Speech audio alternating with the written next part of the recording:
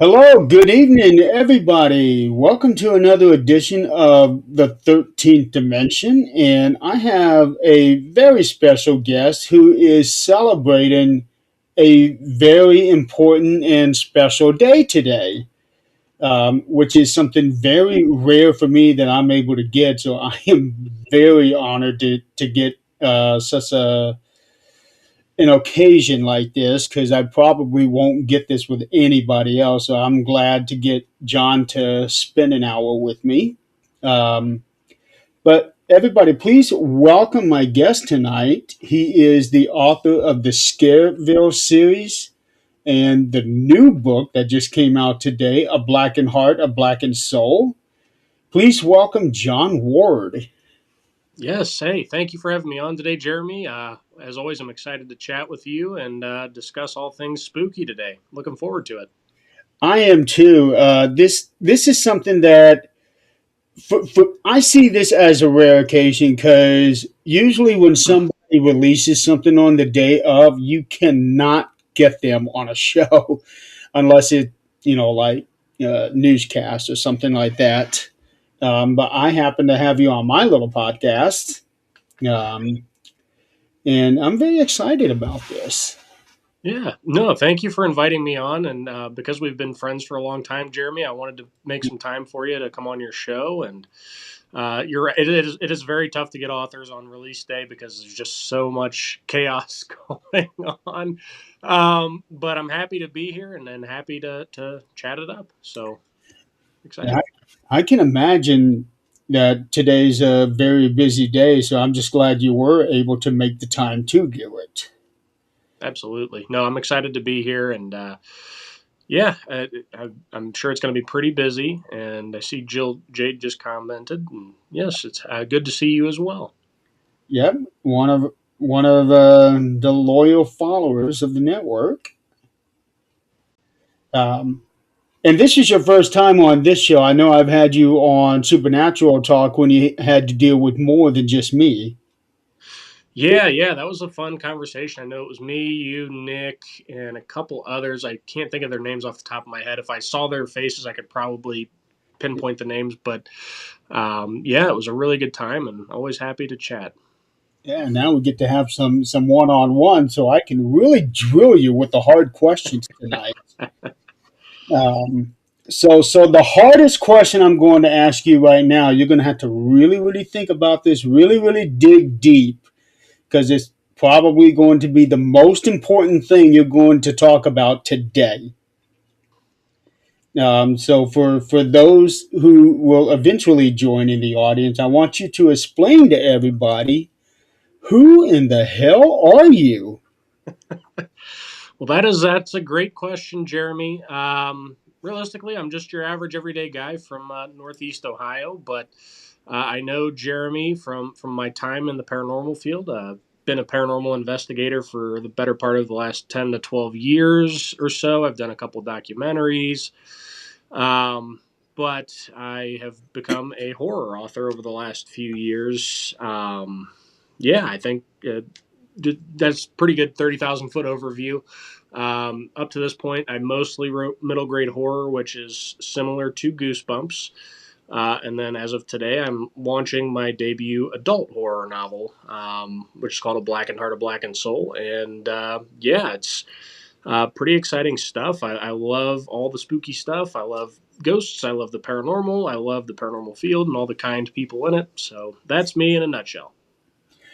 So what got you into wanting to become a writer in the first place? Great question. So I had always enjoyed writing as a kid and a teenager. I was always told I was very good at it. But once you start getting into high school, pretty much your teachers and your counselors and all that stuff, they don't tell you to pursue your passions. They tell you you either got to go to college or get a job.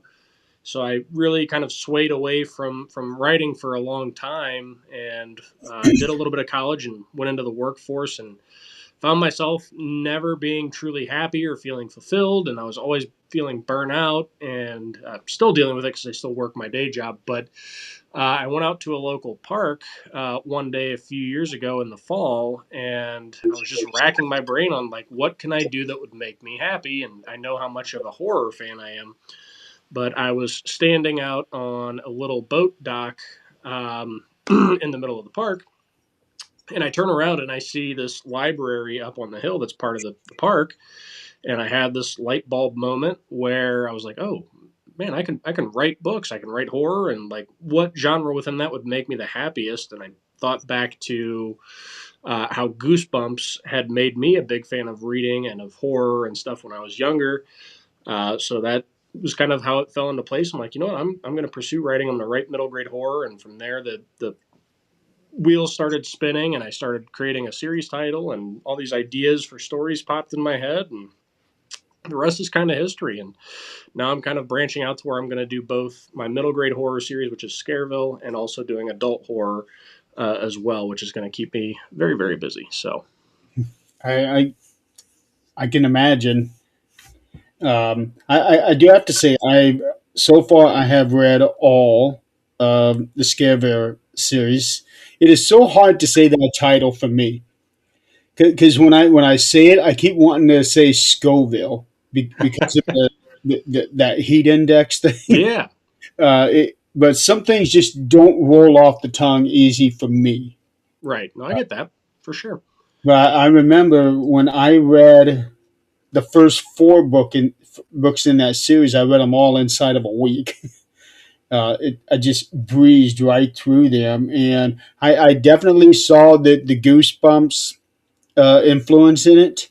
But I have to say, I think your writing is a little more sophisticated than his is. Yes, thank you very much, and I appreciate you reading all the books, Jeremy. That means a lot. But what I always tell people, I love Goosebumps, I love R.L. Stein, but when I tell people the comparison, typically what I tell them is Scareville is generally more plot driven, meaning there's a little more depth to the stories, and then it's obviously a little bit scarier, still safe for readers of all ages, but yeah, it's definitely more sophisticated, if you will. One of my young readers, she's from Washington, and her mom was these are her words. I'm just paraphrasing, but she told her mom to tell me that she likes my books over Goosebumps because it feels like my books weren't written for idiots, which makes me feel bad because I love Goosebumps, so it makes me feel like I'm an idiot. But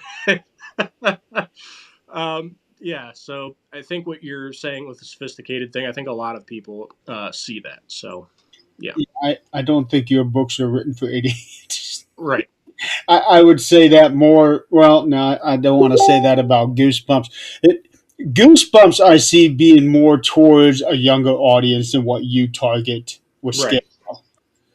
right, Because they seem more like elementary, and you're hitting like middle school, junior high, high school kids. for sure, for sure.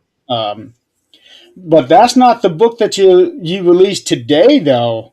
This, this is an NC-17 book, isn't it? Yeah, this is an adult horror book. I've got a copy here, and I'll try to get it in the camera as best I can. It's tough with the glares, but it's called A Blackened Heart, A Blackened Soul. Oop, there we go. That's And this is my debut adult horror novel. It is a very, very bleak story. It is very heavy.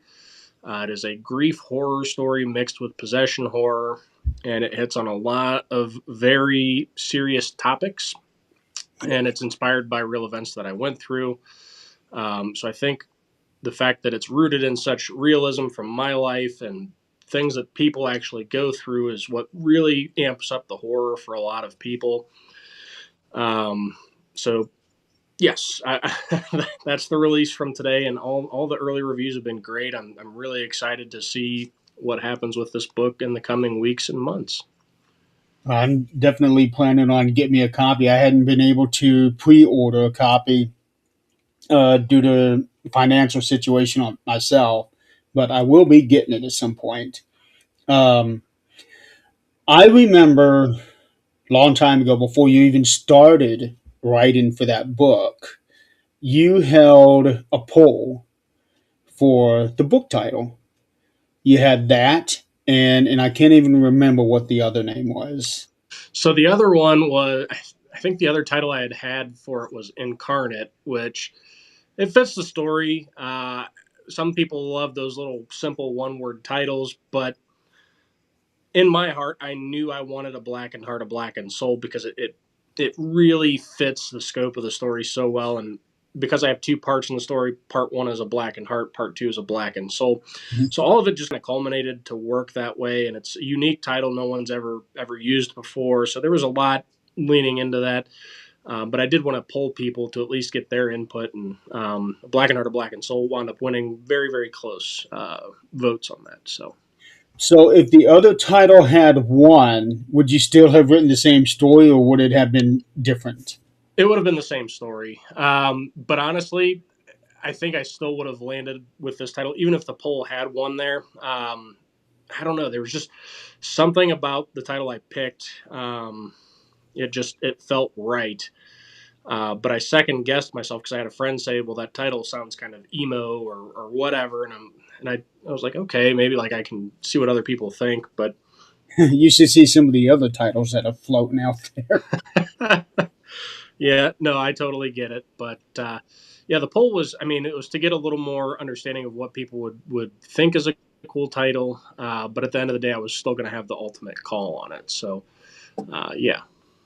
Well, it's definitely one of the more unique titles out there for sure. And it does let you know, hey, this is not going to be, a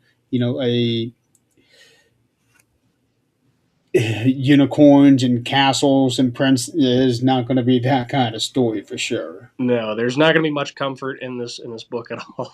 So, Yes.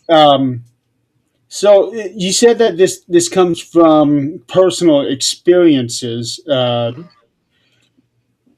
Would you feel comfortable about talking about any of those experiences? Because I'm pretty sure you fictionalized it a lot for Yeah, the yeah. stories. I can touch on a little bit of it. Yeah, I mean, a large part of this story is fictionalized. Part two of the story in the adulthood is where it really starts getting more into the nitty gritty of things I really experienced versus part one. That one's a lot more fictionalized. But it's not just the paranormal stuff. I took a lot of real life inspirations for the story itself, like my hometown, specific historical buildings in my neighborhood that I grew up in, my great grandmother's name, a song that my mother used to dance with me to help me go to sleep. Like, there's a lot of real life stuff that I did incorporate.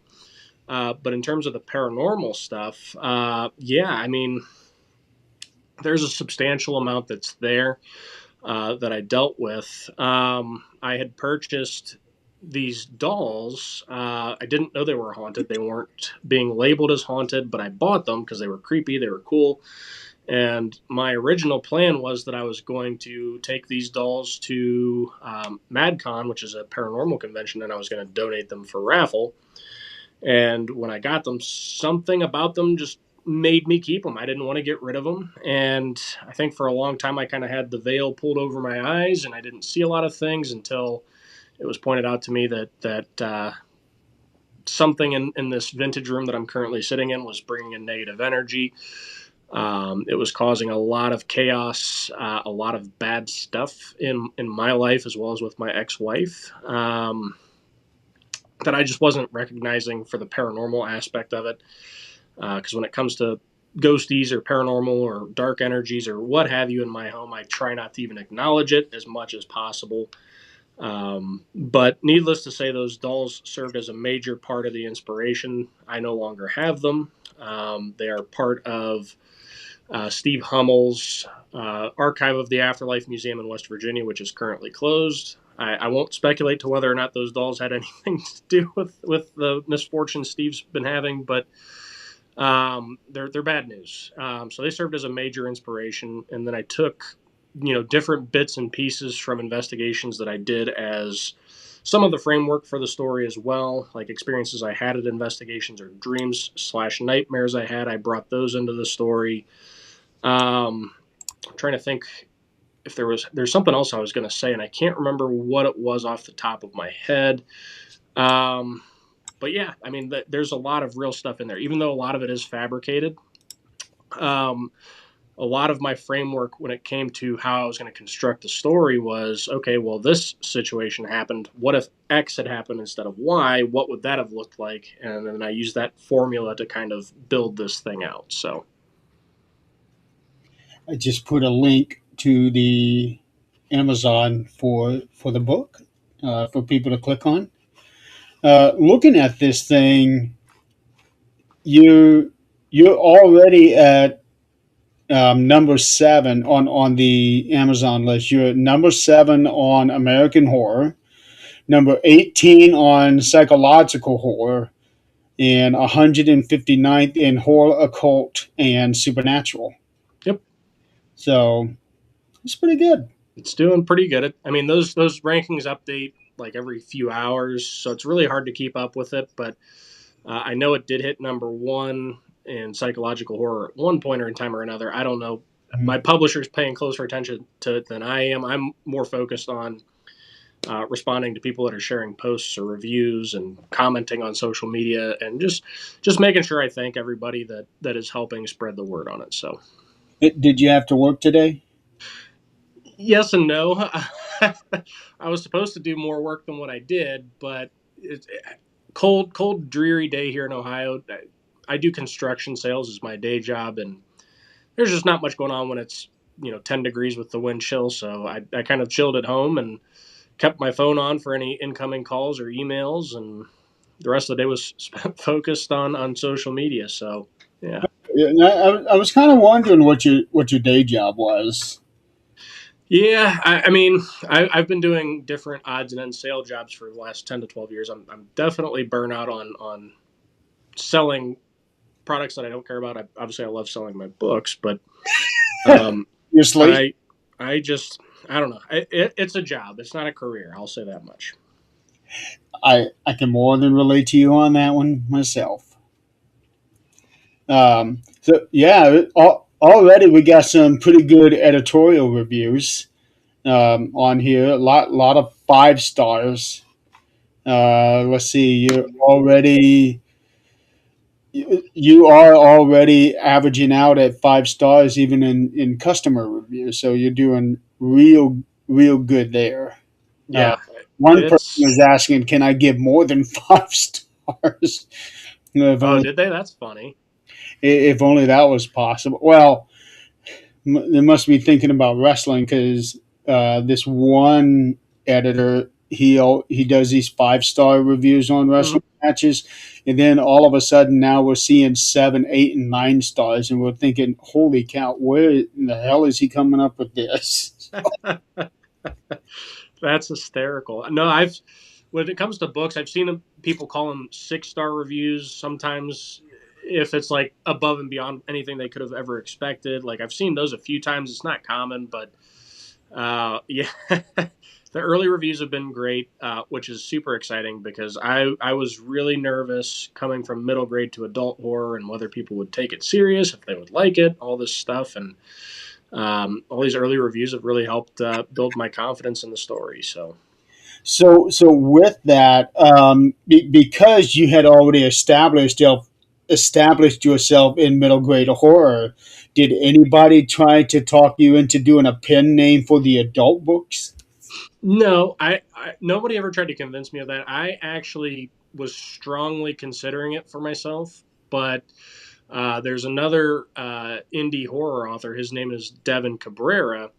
I was chatting with him about it, and he more or less just told me, I forget who he was referencing, but it was another like big, like upper echelon type horror author that he had read a quote from or something like that. I don't remember what it was, but basically he was like, "Hey, you've already built your name up for Scareville. Like, take advantage of people recognizing your name even a little bit, and use that to your advantage with this. Keep it the same. Don't change it."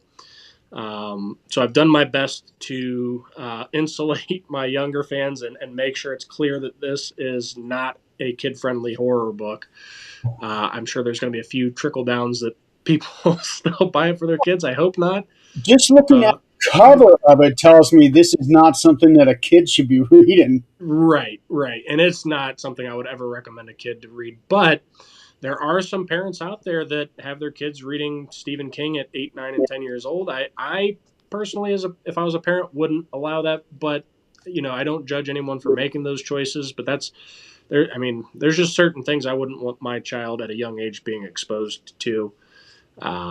So I will always throw caution to the wind. I always tell parents like, "Hey, you're free to make your own judgment calls." I personally would not recommend this for a younger reader. But It's funny. It's funny that you said that because when I was 10 years old, my school was doing like a reading contest thing where if you read so many pages, you got so many points that would lead up to getting a free pizza. Uh, ooh, and one of the kids in my school, I think this kid was 10 years old, might have been 11, read it by Stephen King. That was my first introduction to his name. Period, because that title, it really stood out. Then I found out what it was about. I was like, holy cow! yeah, that would be a rough book for kids, especially towards the end. I know there's one specific graphic scene in the sewer. I haven't read it, but I've heard a lot, and obviously I've seen the movies. But there's a graphic scene in the sewer at the end of the book that I could not allow my child to read that. Oh my lord! Yeah. Well, actually, there's two. Um, Oh there's two of them. I'm guessing that what you're thinking of is referred to as the sewer scene. yes, yeah, with the female character. That that one is actually the more tame of the other part that's in this book. Really Yeah. interesting. Well, let's put it this way. There's a lot of homosexuality in this book. Which that's fine. I don't have, but as far as having kids read it, like, ugh, that's tough. That's a tough call, but it's always at parent's discretion for sure. So, Yeah, but what really gets me is people out there that are saying Stephen King is a pedophile mm, because of that one scene. I'm like, shut up. no, no. I mean, at the end of the day, people need to understand. We're generally most authors aren't writing themselves like this is it's a work of fiction and Right. our imaginations. Which, yeah, I mean, it goes to dark places. It's horror. It's supposed to make you uncomfortable and upset. Which Stephen King is obviously one of the kings of doing that. Yeah. And what people don't understand is that scene is actually very vital to the story as a whole. Um, and speaking of which, when you were talking about somebody saying using the pen names, you talked about some of the big, like Stephen King himself had used three pen names. Yep.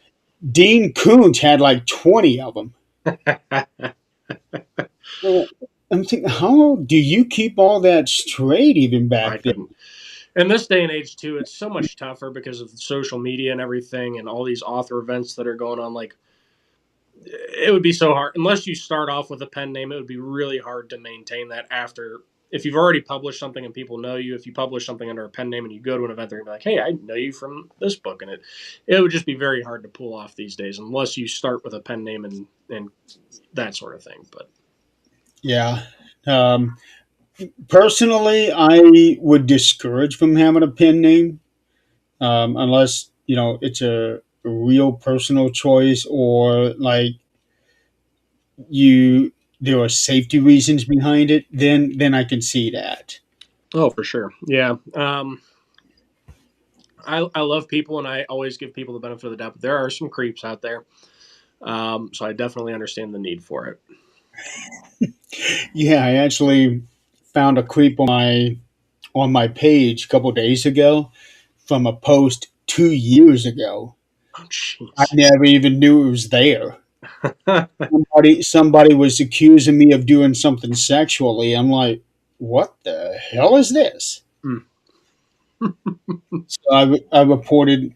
I couldn't get to the profile. This person had blocked me apparently, Oh, or jeez. had deactivated it, but the profile name and picture were still there. So I just reported it, deleted it, and did away with it. I That's good just though. can't believe that it had been there for 2 years and I never even saw it. Jeez. Yeah. It's kind of wild. That kind of stuff seems to be happening more and more often. But Oh, I know. The accusations in every aspect of life just seem to flow freely. yep. Uh, and people are thinking that there would be no repercussions from it. Oh yeah. Yep. But it Oh, is starting to come back around. I think people are finally pulling their heads out of the sand a little bit and realizing there needs to be a little more due process before firing up the torches and pitchforks and all that stuff. yeah, we're not looking for another Frankenstein here. But hey, Tom, I see you're in there. What's up, buddy? Yeah, yeah, we had Tom. I know Corey said hi. Somebody, Mike Broken from Twitch. Okay. Yeah, that's the first time I got a comment from Twitch that wasn't a spam thing. Hey, Hey, there we go. money, click on this, and it you get some ridiculous comments sometimes. Oh, I totally believe it. So for Blackened Heart and Blackened Soul, is this something that you think that may warrant a second book, or is this a one and done standalone story? This one's going to be a one and done standalone story. Yeah, it's going to stand on its own 2 feet for a long time, and yeah, it's going to be a standalone. But I do have plans to write other adult horror novels in the future. That's good. And I do know that you have at least one more Scareville sent into the editor. Yeah, so I've got my ninth Scareville book with the editors of Crystal Lake Publishing now. Book 10's already written, and it's just kind of waiting in the chamber for them to finish editing that one, and then I'm going to send them book 10 as well. I did just put in an order, sort of. I emailed the illustrator for the cover for book 9, so hopefully he starts working on that here soon. And you changed cover artist for this last one here, right? No. For the Dice. So it's the same guy. His name's Jorge. I thought I was going to have to because, and I told my publisher this beforehand. I said Jorge is extremely slow at responding to messages and emails, and then they tried emailing him and he wouldn't respond, and then finally he did. And my publisher was like, "Hey, you know what? We like his work. We will work with him. He charges a very reasonable price. Like we want to continue this as long as you can keep him working on it and in contact." So obviously now I'm trying to get book 9's cover beginning to work on now because hopefully by the time he's done with it, I'll be done with the edits and we'll be kind of ready to move forward with launching it and doing all that stuff. Yeah, because you can see like a running theme with all of the other books. I think I pointed it out to you one time. Something about the eyes. He seems to accentuate the eyes a little bit on some Yeah, of these covers, and I don't know if you had to change cover artists, would this next person be able to stay along with the principal design of it? probably not. Jorge's got his own distinct style. And it's funny because I know there's some adult horror authors that work with him too, and I'm in a bunch of different horror book groups, and every once in a while I'll see an author post a picture of their cover or a reader post a picture of a cover from a book they just read, and I'm sitting there thinking to myself, I'm like, that's a Jorge cover. I can tell just looking at it. And then I usually reach out to the author and be like, hey, do you work with Jorge? And they say yes, which is pretty cool. Yeah, it's pretty nice that you can be known for your style. So that's really cool. I think that's good because that is his signature.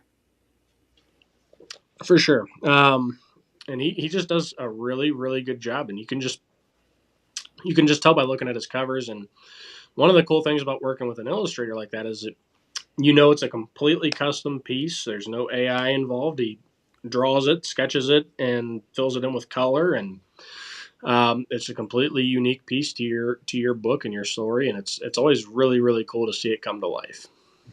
Well, I really like his covers because there are a whole bunch of them out there where I look at these covers and they look like shit. Mm-hmm.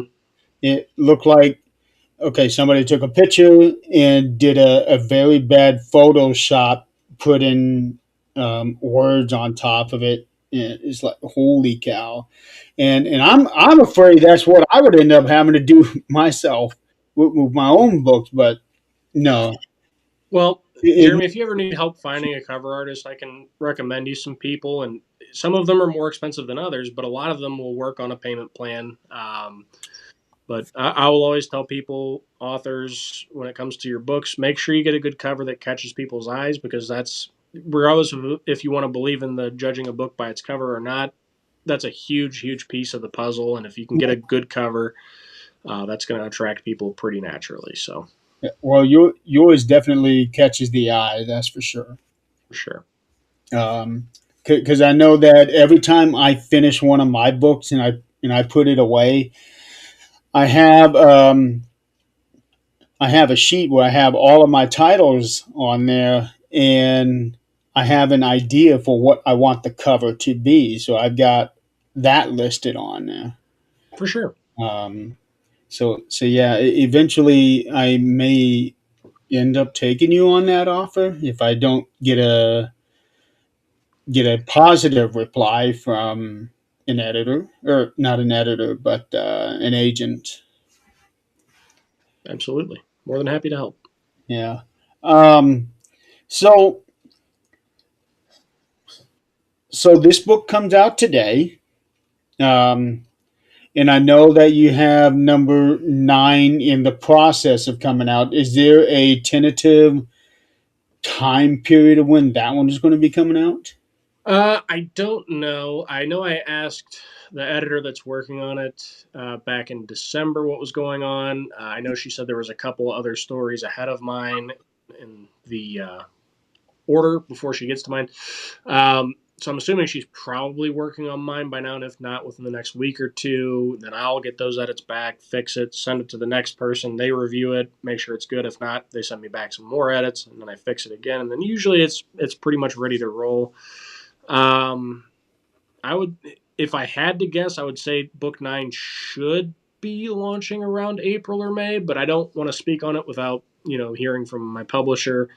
But that's where I would estimate, and then I would estimate book 10 probably will be an October or November release. Would be my guess. I know Crystal Lake said they wanted me to try and do 2 Scareville books a year plus an adult horror novel moving forward. But we'll see if I can keep up with that pace. I'm a little ahead of the game right now because I got those 2 Scareville books done ahead of time, but now it hinges on me getting my next adult horror novel done probably in the next 3 or 4 months, 5 months or so.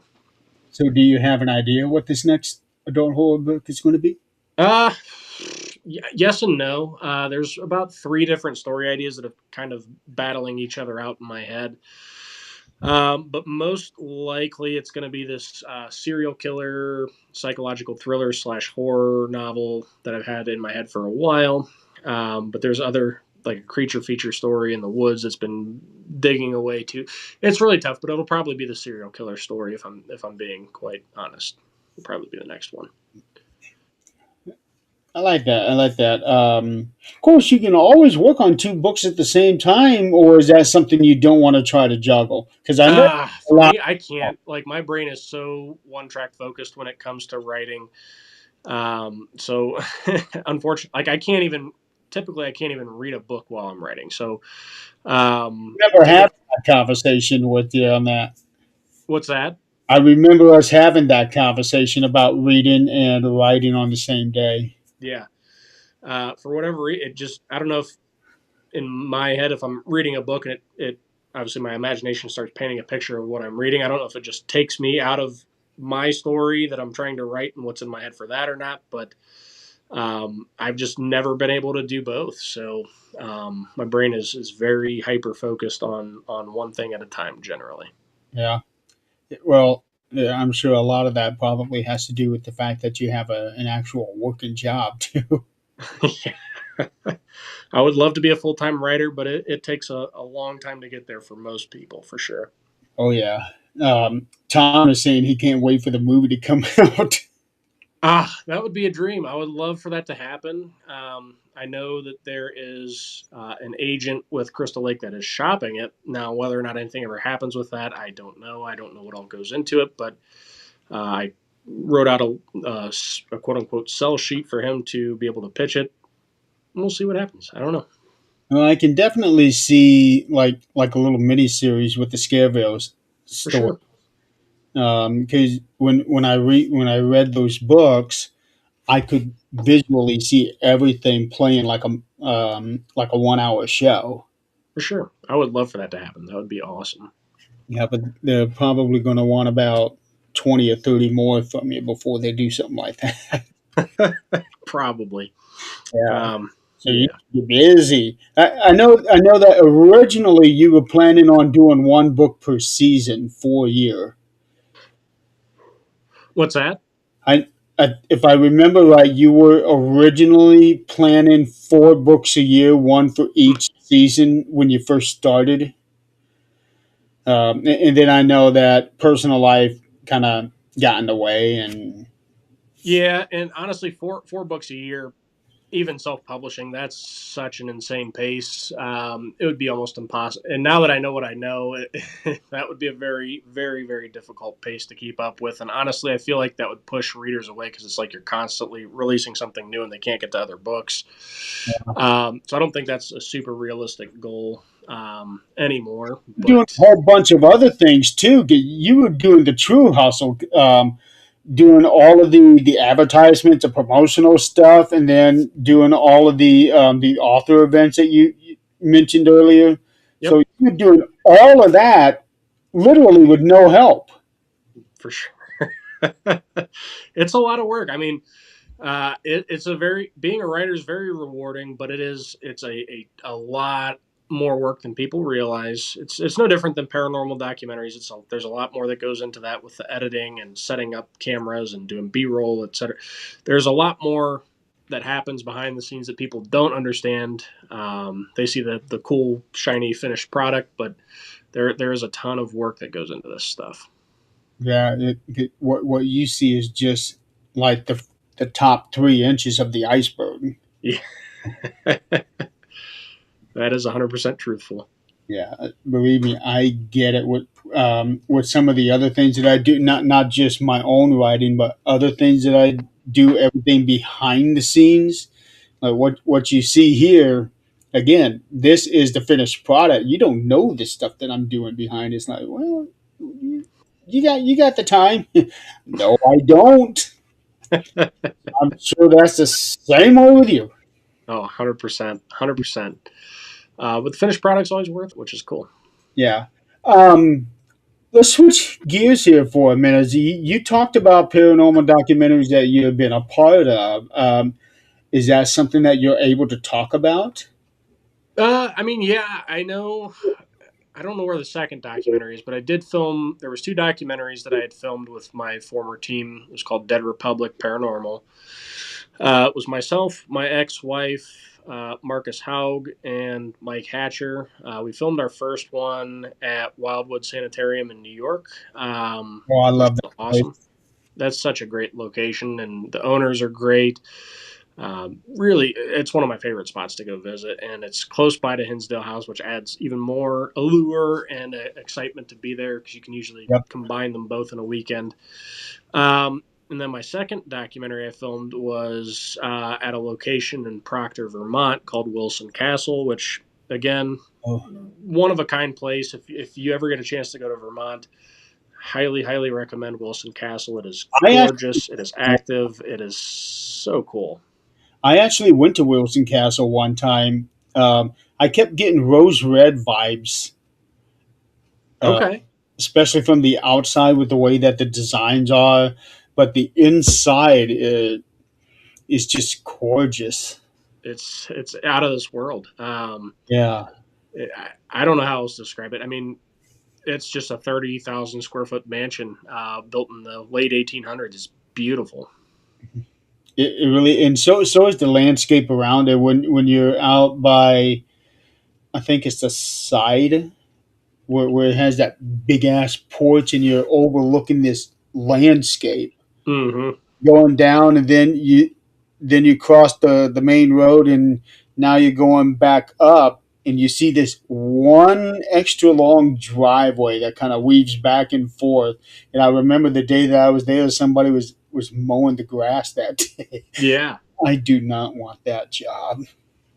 I'll tell you, it's a beautiful area. It's in the heart of the Green Mountains, and it's such a cool place. I can't. I hope to go back there one day. It's a long drive, but it's worth it. So, with all of the work that you have been putting into with your writing and doing these author events and everything else, do you have time to do any paranormal investigations? Last year I did not. I'm gonna try to get one or two in this year. I'm hoping. My schedule's pretty jam packed in the summer, which makes it tough.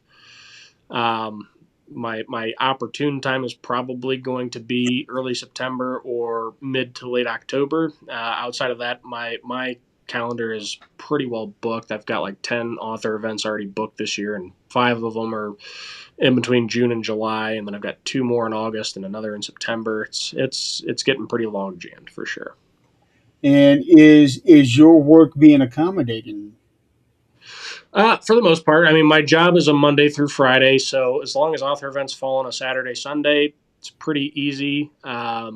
Sometimes I have to travel on Fridays and take a day of PTO, but for the most part, it's been pretty easy. There is one next month in February that I'm a little concerned about because the first day of the event is on Friday the 27th, and I'm supposed to be down in Columbus, which is 2+ hours away for training for work on the 26th, which is the day I need to be driving there to get to the hotel so I can be there Friday to set up in the morning.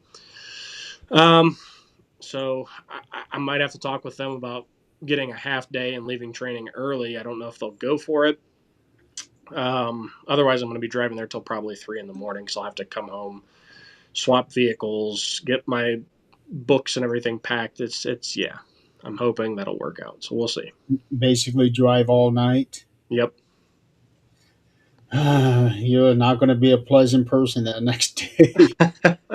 I'll just pump myself full of caffeine and make the best of it. So Yeah, but you know what? That all goes in with the hustle and bustle of an independent whatever, yeah, 100%. You got independent, to put the work in. independent anything. So it's very clear. It's very obvious that you are putting in the work, and I just wish so many people would follow that. Um, but you're doing it. So Doing yay. my best. Thank you. I'm doing my best. It is a lot of work, and I just keep telling myself one day it's going to be worth it. So I would say already it is worth it for sure, for sure. because you are enjoying more success than most people are, Yep. and that's because you decided basically to bet on yourself and not just wait on an agent to answer the query and say, yeah, let me see it. You Yeah, went out there, and that's what got people's attention. for sure. And I mean, at the end of the day, for any aspiring authors or current authors, you just got to understand what your goals are as an author and figure out the best path for yourself is.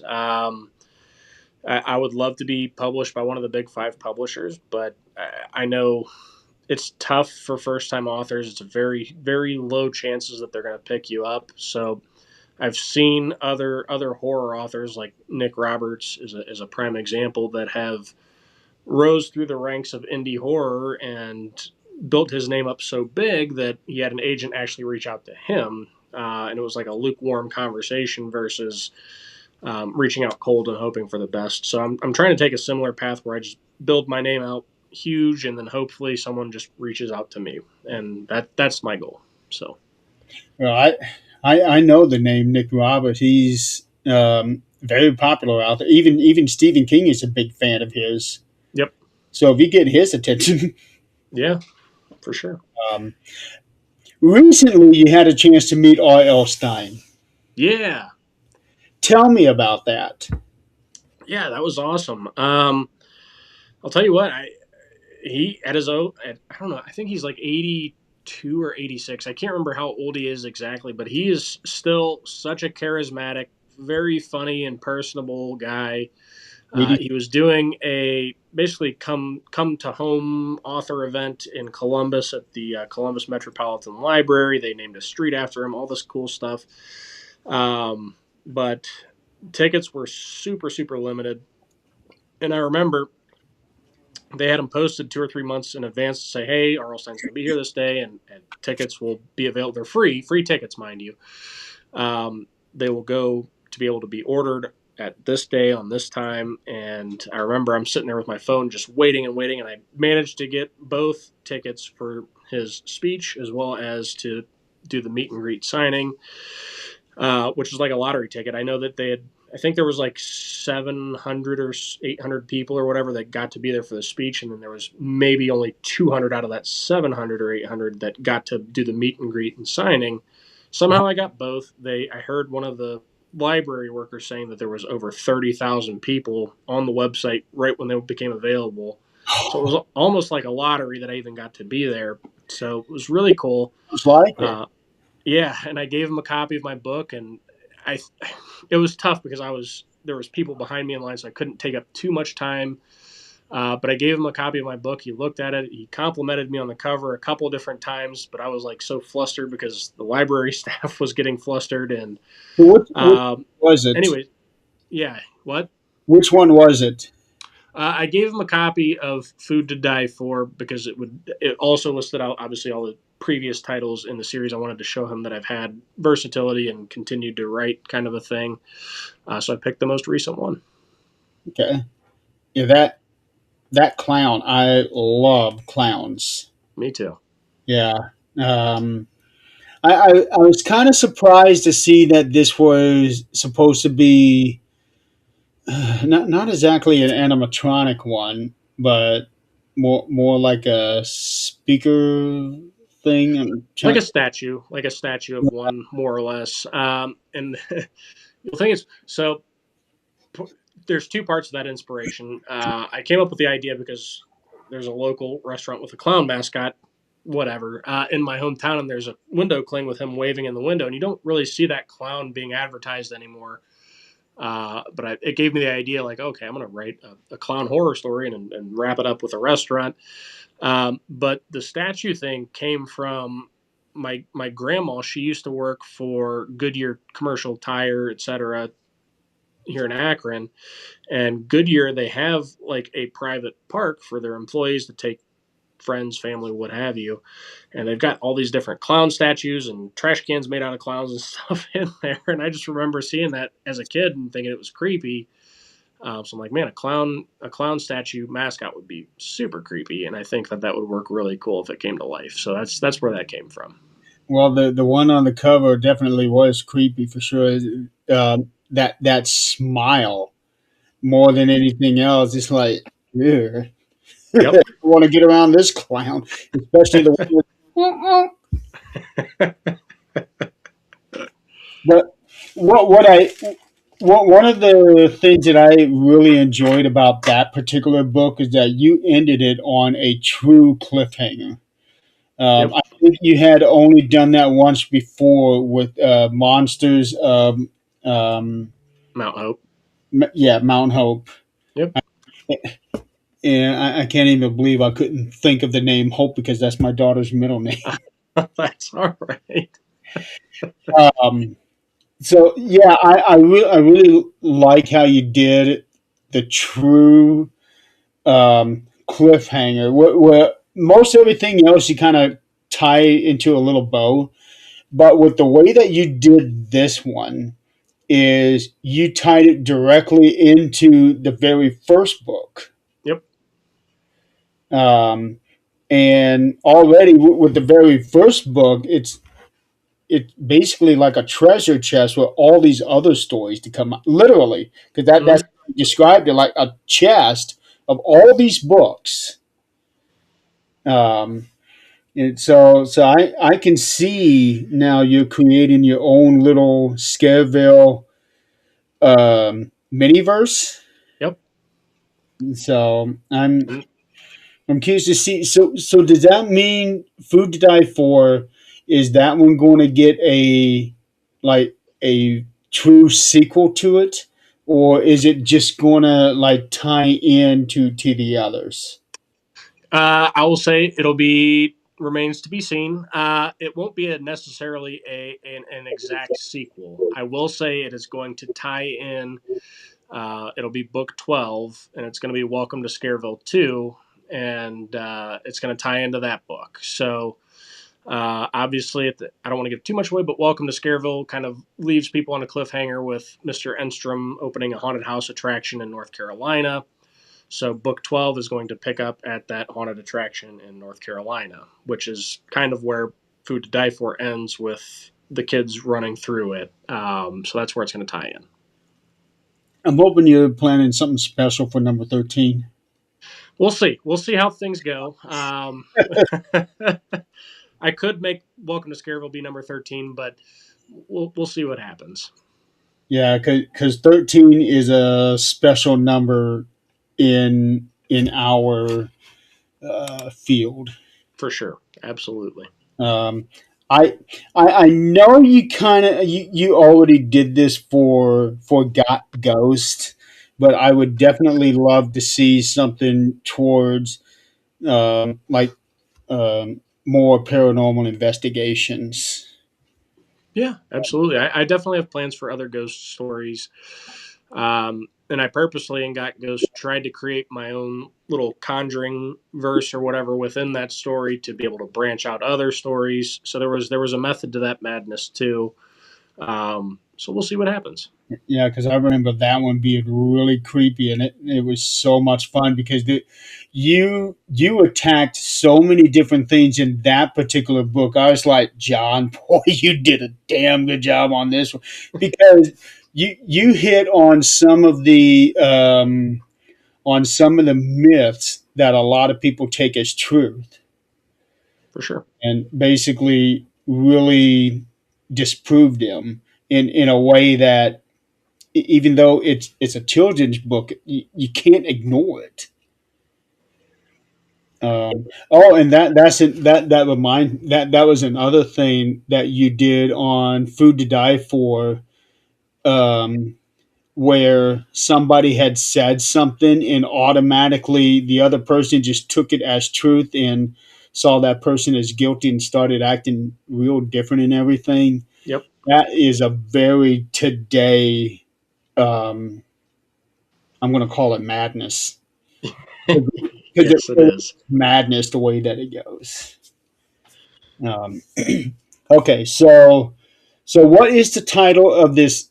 The net, or are you able to say the title of the net Scareville story? Yeah, I'm able to say it. The next story, which will be book 9 in the Scareville series, is going to be called "Stay Out of Fort Dread," and I don't know it'll be that. based in Connecticut, but it's inspired by a place here in Ohio called the Ravenna Arsenal. And I remember driving past it as a kid. It's just this massive abandoned military compound. You're driving along this 2-lane highway, and to the left, when you're heading east, you just see this barbed wire fence kind of sheathed behind forestry and stuff. And uh, on a clear sunny day, you can see between the trees and stuff in the background. You see all these military outpost buildings and stuff. And back in the day, they manufactured ammunition, bombs, and all that kind of stuff inside this place. And I remember as a kid and teenager, I found myself wondering, like, oh, what kind of creepy, crazy stuff could be hiding in there? And so that served as inspiration for this story. Okay, and then do you have you haven't started work on number 11 yet, have you? Not number 11 yet. No.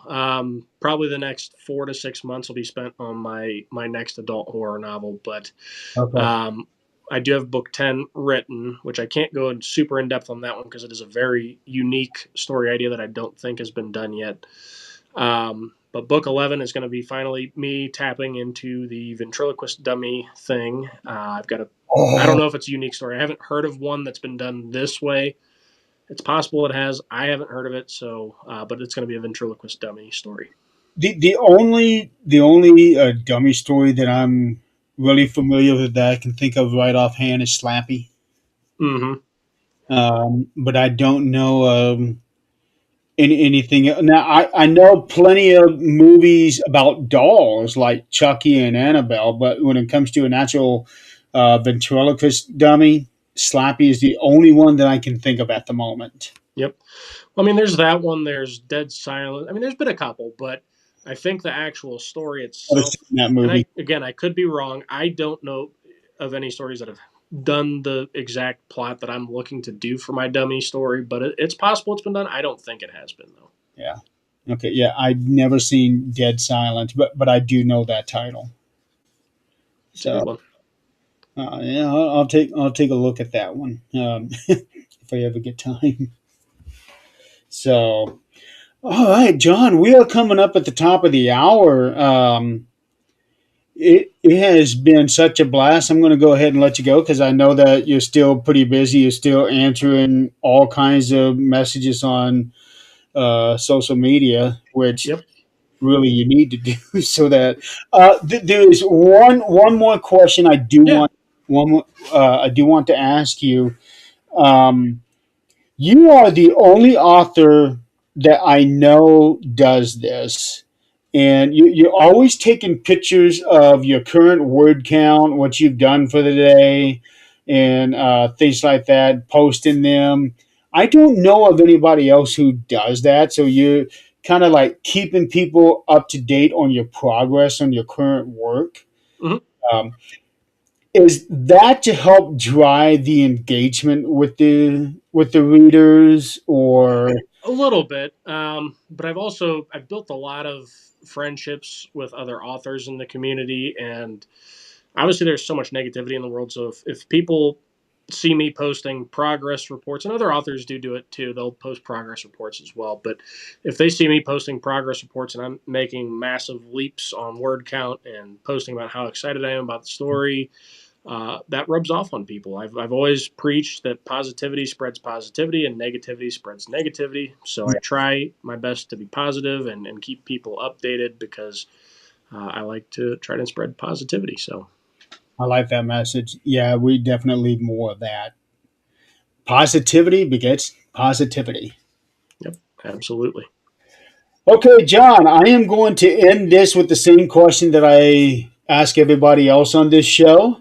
Um, this will actually this will actually be the most important thing that you answer. At this moment in time, as you sit there in your chair, what are three things you are grateful for? Oh, man, that's a tough one. I'm grateful to be alive. That's first and foremost, obviously. I am grateful for my friends and family and for my dog Bo. Many of you will find out why I'm grateful for Bo when you read my adult horror novel. And then lastly, I wish I could say good health, but my health's been kind of up and down for the past year. So I'll just say getting to meet new people. I'm always excited to meet new faces at author events, and yeah, I'm just grateful to be here. That's awesome. So glad to hear that. All right, John, it has been an absolute pleasure having you on this show. I'll definitely have you on here again. Maybe, uh, let's say in the fall when you have your next scare. No, that one's coming out in the spring. So not in the spring, but in the fall when you have your next tentative Scareville Yeah, book come out. See about getting you on here, and then we can talk all about that book and Scareville up to date. absolutely. I'll be more than happy to hop on and chat again. And thank you to Jill and Tom for hopping on and chatting with us today. I've seen your messages, and thank you guys for tuning in. All right, ladies and gentlemen, next week I am going to have Catherine Hobson from Fate Magazine Radio and Paranormal Experienced. We are going to be talking about the recent passing of Eric Von Daniken. If you know who he is, you know how supremely influential he is on certain things involving like aliens and UFOs and even religion. He has been highly influential. Definitely helped my train of thought on a whole lot of things. Blame him. So he just recently passed away a few days ago at the age of 90. Yeah, so he lived a good full life. So I will have Catherine on the show next week. We will talk about him. Meanwhile, I know that some places out there are going to be getting a lot of snow dumped on them. So be careful out there. Be safe if you have to get out. I know we got a shitload of snow today, and then a lot on Wednesday. More sleet than anything else. I'm sure you got that too, didn't you? Yep. Oh yeah, it's been a fun weather week here in Ohio. Yeah, and it's at that time. It's usually uh, mid January to mid February is where we get the worst weather of the year. Yep. Yep. It's already started. All right, ladies and gentlemen, thank you so much for playing along with us tonight. Again, John, thank you for being on. And I will see you guys next week. Take care and see you next time. See you guys. Thanks for having me on, Jeremy.